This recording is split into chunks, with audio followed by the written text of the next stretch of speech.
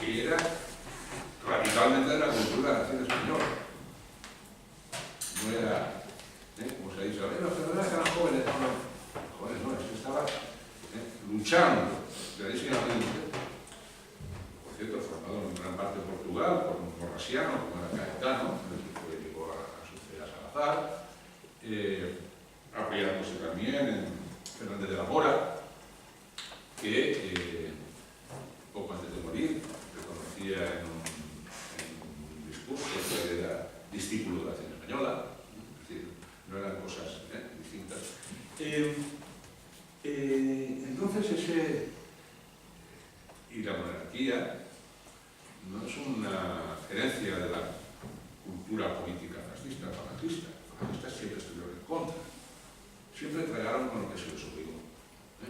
Entonces los fascistas, no somos, no queremos la monarquía. En el momento de Franco decía monarquía, decía, bueno, pues nosotros seremos regencialistas.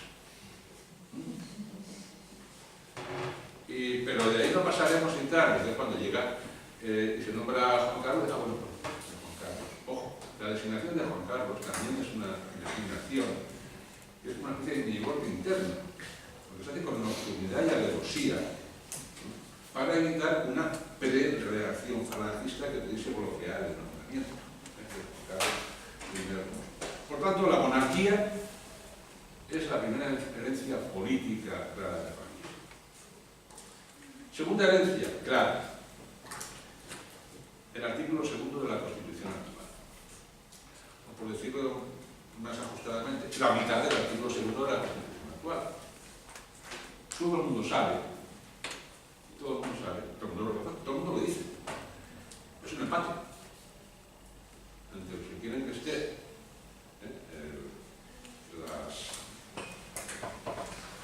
las nacionalidades, que es la izquierda, el antifranquismo, lo que viene de la democracia, y los que quieren que aparezca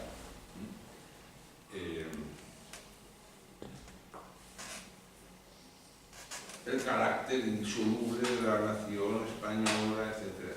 Tiene dos partes, si queréis os repito. El artículo dice: la Constitución española se fundamenta en la indisoluble unidad de la nación española, patria común e indivisible de todos los españoles, una parte, y reconoce y garantiza el derecho a la autonomía de las nacionalidades y regiones que la integran y la solidaridad entre ellas, dos partes. La segunda parte es la parte que ha querido introducir, digamos, la izquierda, la categoría antifranquismo, etcétera, etcétera. Y la primera es lo que quería introducir desde el primer momento los herederos del franquismo a Alianza Popular. Se puede ver perfectamente en las sesiones cuáles eran las enmiendas de Vicente de la Fuente, de López Rodó y compañía. Pero es que además, esto ya es muy sabido, el anteproyecto decía: la Constitución se fundamenta en la unidad de España y la solidaridad entre sus pueblos y conoce el derecho a la autonomía. Unidad de España es esa. En una discusión aparece una nota que se supone que viene de Moncloa, hay que dice de los militares, pero que coincide perfectamente con lo que está defendiendo Alianza Popular. La Constitución española se fundamenta en la unidad de España como patria común e indivisible de todos los españoles. Y luego la segunda parte. Es decir, interviene en la configuración del artículo 2, algo que viene del franquismo, algo que viene de la democracia, de los demócratas, y una imposición ajena a la dinámica del Parlamento. Más allá de esto, si nos damos cuenta, ¿qué dice el artículo 2 de la Constitución tal y como viene establecido? En primer lugar, diríamos que está al revés. Desde un punto de vista constitucional, la noción constitucionalista sería la Constitución fundamenta la unidad de España.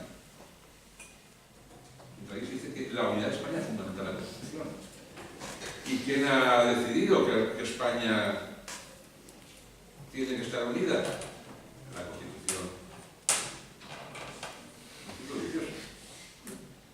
La unidad preexiste la Constitución y puesto que está la Constitución establece la unidad. Es preconstitucional en su formulación. Pero es que además, ¿qué es lo que hay en este discurso? Es el todo que viene de la nada. El todo que viene de la nada. El todo que es, lo acabamos de ver, el todo es el absoluto. Indisoluble unidad de la nación española, patria común e indivisible. Esa rotundidad que no existía. Es el todo. ¿Y por qué tanto todo? Porque ese todo viene de la nada. ¿De la nada qué nada? La nada de la inexistencia de un discurso de nación. Porque ¿qué discurso de nación hay detrás de la actitud de Alianza Popular o de la actitud que estamos viendo? Pues el discurso de nación, si es que está, es el mantenimiento de la idea de España, la monarquía y la nación española como absoluto. ¿Cómo se justifica? Voy a leer un párrafo porque yo creo que esencialmente cuál es el discurso de nación de la derecha franquista, de la derecha popular. El discurso de Fraga. Te das cuenta de la profundidad, el calado de la represión. Y sobre todo un uso rotundo y sin vacilaciones a España. España, España, España. Que no se nos rompan entre las manos unidad sagrada. España, España, España. Que sus pueblos continúen unidos, como vienen haciéndolo desde hace tantos siglos. España, España, España. Para una solidaridad entre sus hombres y mujeres. España, España, España. Definiendo por sí misma como un país plenamente maduro, su puesto en Europa y en el mundo. España, España, España. Ese es nuestro único gran compromiso y para mejor servirlo te pedimos nuestro voto. El discurso de la nación ejemplar, ¿no? Perfectamente fundamentado. Si no está fundamentado, ¿dónde está el problema? Pues el problema está en, más allá, por ejemplo, de que sí que se puede considerar que ese reconocimiento de las autonomías es porque no tienen más remedio, pues exigen la recompensación, habrá un intento que se mantendrá siempre de reducir o reconducir las autonomías hacia una especie de regionalismo bien entendido, del regionalismo santo, dirá, del regionalismo reaccionario, que es el que en la nación española, diría yo. Hoy mismo aparece la eterna canción de, en este caso Pablo Casado, hay que recentralizar. Hay que recentralizar. La educación y lo que se ejerce, porque a veces es otra cosa. Pero efectivamente la educación en primer lugar. Esa es la idea que marca esa voluntad de reconducir las autonomías sin dejar de llamar las autonomías ya a una recentralización en la línea de aquel viejo regionalismo sano, regionalismo bien entendido, que no implique ni la más mínima cesión de soberanía de la incuestionable absoluta soberanía. Pero es que, además, tenemos el... Otra vez Cataluña, claro, que voy a decir la de Cataluña. Que voy a decir la de Cataluña, que estamos viendo todos los días, todo lo que pasa, no hace falta ir más allá. Pero sí, la idea es que Cataluña sigue siendo el otro. El otro, sobre el cual yo me defino, en el cual ayuda a generar un discurso de nación española, que es lo contrario de lo que dicen los catalanes, los vascos, los gallegos. Pero es que además hay otro aspecto a retener. Son dos cuestiones a retener que enlazan con lo que estamos diciendo. La existencia en comportamientos actuales del nacionalismo español de discursos de una extremada virulencia, de una extremada brutalidad,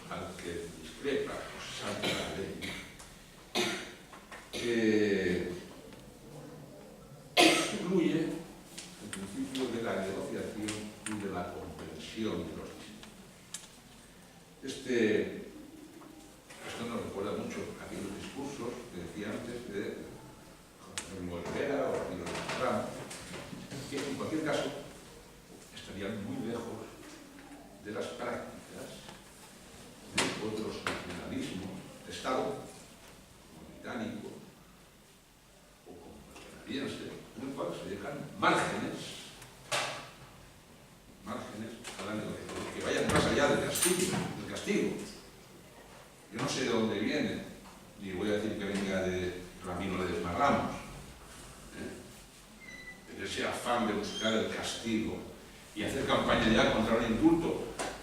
Que no haya indulto a unos presos porque no han sido juzgados. Eso, en democracia no cuadra perfectamente.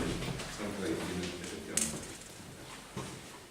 ¿Y por qué? Porque hay, por una parte, está esto, esta visceralidad, esta voluntad de castigo que hace la paga, cerrar puentes a la negociación. ¿Y por qué? Porque es que no hay discurso. O sea, no hay otra sustentación. Intentaron lo del patriotismo constitucional. Patriotismo constitucional